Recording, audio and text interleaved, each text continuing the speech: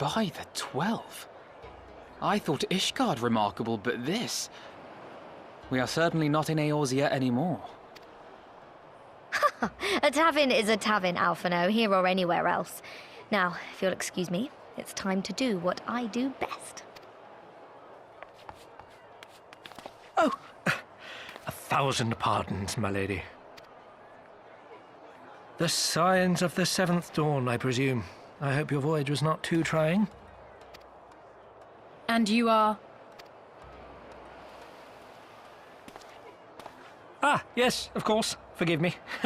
Hancock of the East Aldenard Trading Company, at your service.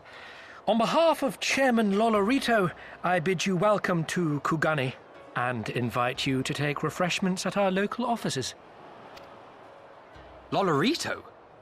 I was aware his interests extended beyond the borders of Eorzea, but not so far as Kugani. Regardless, I am disinclined to accept the hospitality of grinning merchants, especially those who serve a master with whom we have such a difficult relationship. My, such naked suspicion. I do hope that business with the Crystal Braves did not rob you of all faith in your fellow man. Or do you really think the chairman is plotting to drag you into another one of his grand schemes? I beg your pardon? If you are trying to win my trust, you are failing quite spectacularly. Oh dear, have I offended you? Once again, I must apologize. Too much time in the Far East, you see. One is compelled to talk in circles round everything here, and one finds oneself longing for the invigoratingly candid speech of the Uldan markets. Though... might I suggest that we continue this conversation at the company offices? Too many eyes and ears here, you understand. 'Twould be decidedly reckless to say any more. If I may favour you with the invigorating candour you apparently crave, it would be decidedly reckless to follow a man I neither know nor trust. Give me one. Now there's the young diplomat I was told to expect. Very well then, I shall explain. You understand that you are come to a most reclusive and secretive nation, yes? One whose borders are closed to foreign trade save at this single port. Then it should come as no surprise that a great many parties have vested interests here. Merchants like myself are a given, of course, but for every one of us, you may be certain there is also an agent of a... Many notable nations and empires have embassies here, you know, including, of course, the Garlean Empire, with whom you have such a difficult relationship. To paraphrase, Kugani is teeming with Imperial spies, one or several of whom could now be listening to our every word.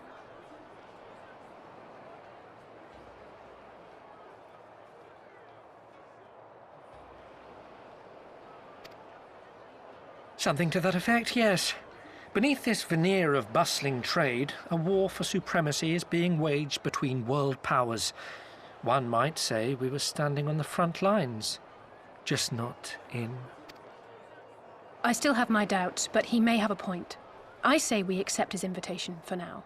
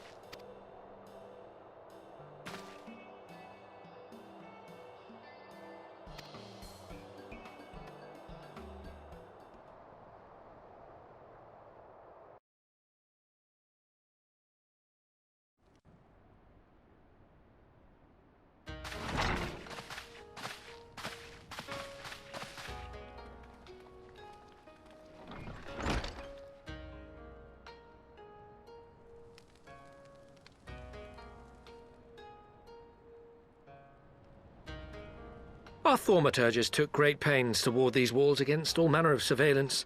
Where business dealings are concerned, we do not compromise on confidentiality. You may avail yourselves of these offices for the duration of your visit. Come and go as you like, and know that you may speak freely here. Your offer is most generous, but I will not enter into any agreement which would leave us beholden to you or your master. A legitimate concern. Allow me to clarify, then. The chairman bids you consider this as an expression of his heartfelt contrition for the bloody banquet and the unpleasantness which followed. Never having been one to put stock in words alone, the chairman deems the provision of material aid to be a more appropriate demonstration of his sincerity. By sheer coincidence, your purpose here also happens to coincide with our own interests. That is, assuming you are come to aid the Doman Liberation Front. How could... I will not bother to offer a denial. You have the right of it. To be specific, we are come in search of our Far Eastern allies, Yugiri and Gosetsu, whom we hope to assist in their fight. The Auri Shinobi and the Rugadan Samurai? Then you will be pleased to know that they have both come to Kugani. Are you sure? Quite. They came here aboard a company vessel, you see. However, they encountered difficulties securing passage across the Ruby Sea. The Ruby Sea? Sorry, I've never been any good at geography. Forgive me. This calls for a map.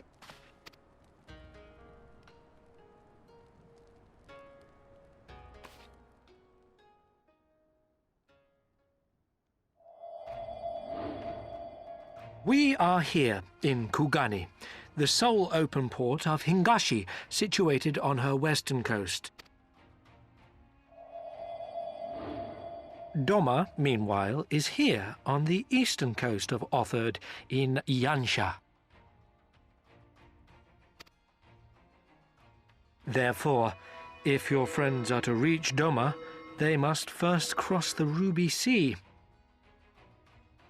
Alas, this is easier said than done, as the Ruby Sea does not fall within the dominion of either Hingashi or Doma, being controlled since antiquity by a third party, namely the Confederacy.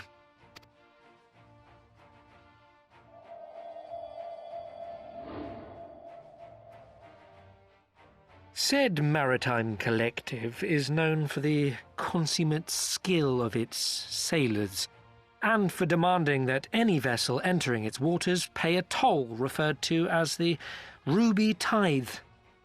In exchange, the Confederacy's vast fleet guarantees the safety of those who travel within its territory. Now, as I'm sure you are aware, Garlemald conquered Doma some 25 years past, at which time the Empire saw no value in controlling the Ruby Sea, and thus did they turn a blind eye to the activities of the Confederacy. The recently appointed acting Imperial Viceroy of Doma had other ideas, however. She has formally condemned the Confederacy and declared that any who recognize their authority shall be branded enemies of the Empire. Bowing to this pressure, Hingashi severed ties with these toll-takers and forbade the payment of the Ruby Tithe, prompting the Confederacy to make it known that any merchants choosing to sail the Ruby Sea would do so at their peril.